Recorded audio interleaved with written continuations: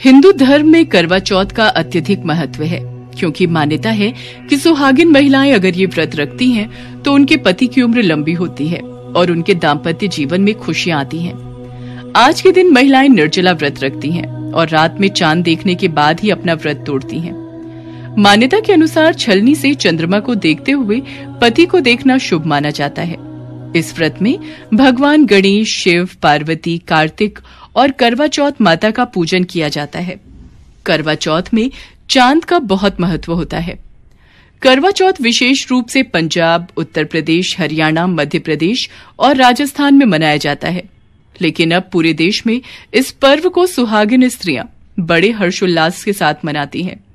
लेकिन समय के साथ इस त्योहार को मनाने के तरीके में भी परिवर्तन आया है। अब पत्नियों के साथ पति भी करवा चौथ का व्रत रखते हैं। करवा चौथ से जुड़ी एक पौराणिक कथा के अनुसार प्राचीन काल में इंद्रप्रस्थ शहर में एक दीनानाथ नाम का साहूकार रहता था। उसके 7 पुत्र और 1 पुत्री थी। पुत्री का नाम वीरा था। वीरा 7 भाइयों की एक बहन थी। सभी भाई अपनी बहन वीरा को बहुत प्यार करते थे और सभी भाई वीरा को खुश करने की कोशिश में लगे रहते थे। एक दिन, मेरा अमरूद खाने का बहुत मन है, मेरे लिए अमरूद कौन लाएगा? देखते ही देखते वीरा के 7 भाई भागकर अमरूद की खोज में गए और एक एक करके वीरा के पास अमरूदों का ढेर लग गया। अरे, इतने सारे अमरूद! मैंने 1 अमरूद खाना था। आप 7 भाई मिलकर मेरे लिए अमरूद ले आए। वीरा, तेरे चेहरे पर मुस्कान लाने के लिए हम कुछ भी कर सकते हैं, परंतु हम तेरा मुरझाया हुआ चेहरा नहीं देख सकते। इसी तरह सभी भाई मिलकर बचपन से ही वीरा का बहुत ध्यान रखते थे। वीरा जब बड़ी हुई तब उसके पिता ने उसकी शादी सुदर्शन नाम के एक ब्राह्मण से कर दी।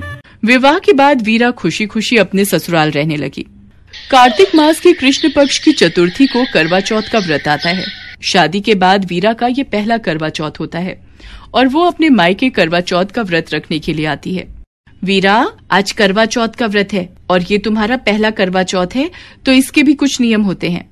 हाँ वीरा, इस व्रत के दौरान चाकू चलाना, सिलाई, कढ़ाई, बुनाई करना और उधेड़ना मना होता है। इस बात का तुम ध्यान रखना।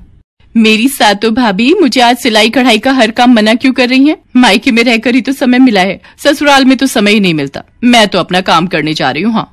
वीरा अपनी भाभीयों की बात को अनसुना करके कपड़े पर कढ़ाई का काम करने बैठ जाती है। ऐसे ही सारा दिन निकल जाता है और रात को वीरा के भाई भी काम से वापस घर आ जाते हैं।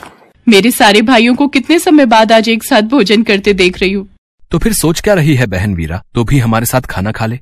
नहीं भैया, आज मेरा करवा चौथ का व्रत है। भाभीयों ने बोला है आज मेरा करवा चौथ का व्रत है, तो मैं आज चांद को अर्घ्य देकर ही खाना खाऊंगी।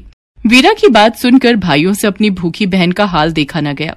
हम लोग अपनी बहन को इस तरह से भूखा नहीं छोड़ सकते, हमें ही कुछ करना होगा। मेरे पास एक तरकीब है, आप सब मेरे साथ आओ। सभी भाई घर से बाहर जाकर घास फूस इकट्ठा करके आग जला देते हैं और छलनी ले जाकर उसमें से प्रकाश दिखाते हुए वीरा बहन को आवाज लगाते हैं।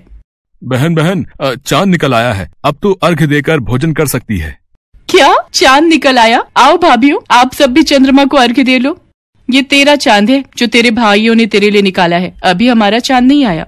कोई बात नहीं, नहीं आना तो आप सब मत आओ। मैं तो चांद को अर्घ्य देकर भोजन करने बैठ रही हूँ, मुझे तो बहुत जोरों की भूख लग रही है।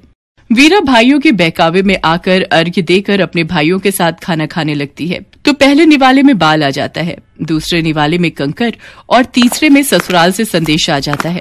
क्या हुआ वीरा, भोजन से उठ क्यों गई?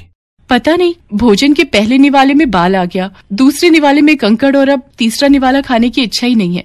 तभी वीरा के ससुराल से कोई आता है। लगता है वीरा के लिए करवा चौथ का कोई सामान आया हो। सुदर्शन बाबू की तबीयत बहुत खराब हो गई है, जल्दी वीरा भाभी को घर बुलाया है। क्या दामाद जी की तबीयत खराब हो गई? मैं तभी बोल रही थी वीरा कि अपना करवा चौथ का व्रत खंडित मत कर, अपने भाइयों की बात में मत आओ, पर तुमने हमारी एक नहीं सुनी। अरे अब बस भी करो, उसकी हालत तो देखो पहले, उसे ससुराल पहुंचने तो दो, पता नहीं दामाद जी की तबीयत को अचानक क्या हो गया। वीरा रोती रोती अपने ससुराल वापस चली जाती है। जब वीरा ससुराल पहुंचती है तो देखती है उसका पति पूरी तरह से पत्थर बना होता है। वीरा ने जितनी सुइयां सिलाई पिरोने में लगाई थी, उतनी सुइयां उसके पति के सिर में चुभी होती हैं। हे माँ करवा चौथ, मेरे से भूल हो गई, मैंने अपनी भाभीयों की बातों को नहीं माना और अपने भाइयों की बातों में आ गई, मुझे क्षमा कर दो माँ। स्वामी, मैं आपको कुछ नहीं होने दूंगी, मेरी गलती की सजा आपको नहीं मिलेगी, मैं आपको ठीक करूंगी, चाहे मुझे कितना भी वक्त लग जाए, मेरा वादा है। वीरा, इन सब बातों का कारण हम भाई ही हैं, पर तू ये कठिन कार्य कैसे करेगी? मुझे माँ करवा चौथ पर विश्वास है, वो मेरी पुकार जरूर सुनेंगी और मेरे पति को ठीक कर देंगी। करवा चौथ माता तो ममता की देवी हैं, इसलिए वो मेरा साथ जरूर देंगी और वही मुझे हिम्मत देंगी।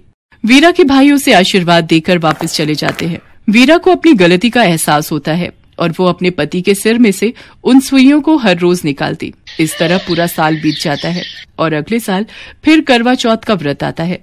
वीरा फिर सभी रीति रिवाज के साथ व्रत रखती है। वो जब अपने पति का सिर गोदी में रखकर सुइयां निकाल रही होती है, तब बाहर करवे बेचने वाला आता है। लगता है करवे बेचने वाला आया है। गोली, तुम इनका ध्यान रखना, मैं बाहर से करवा खरीद कर लाती हूँ। वीरा बाहर करवा खरीदने चली जाती है। गोली सुदर्शन के सिर को गोद में लेकर बैठ जाती है, पर उसके मन में खोट घर कर लेता है।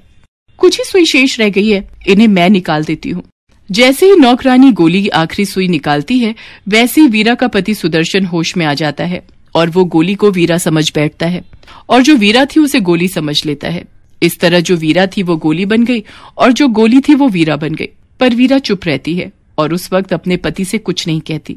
मेरे पति ठीक हो गए, मुझे और कुछ भी नहीं चाहिए। कोई बात नहीं, अगर वे मुझे भूल गए हैं, एक दिन इनको सब कुछ याद आ जाएगा, ये मेरा विश्वास है, और गोली का झूठ सामने आ जाएगा। यदि मैंने इस वक्त इन्हें कुछ कहा तो इनकी तबीयत और न खराब हो जाए। मुझे चुप रहना होगा।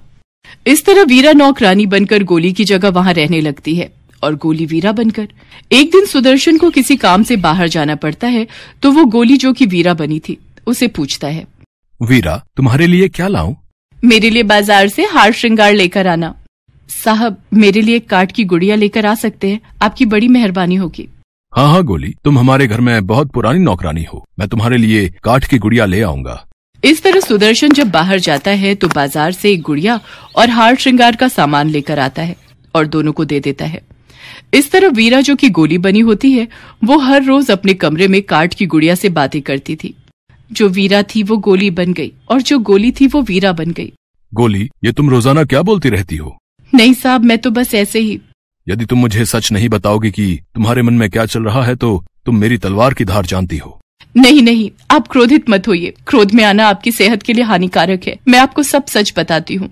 वीरा जो कि गोली बनी होती है, वो सुदर्शन को सारी सच्चाई बता देती है। तब सुदर्शन को भी सारा कुछ याद आ जाता है।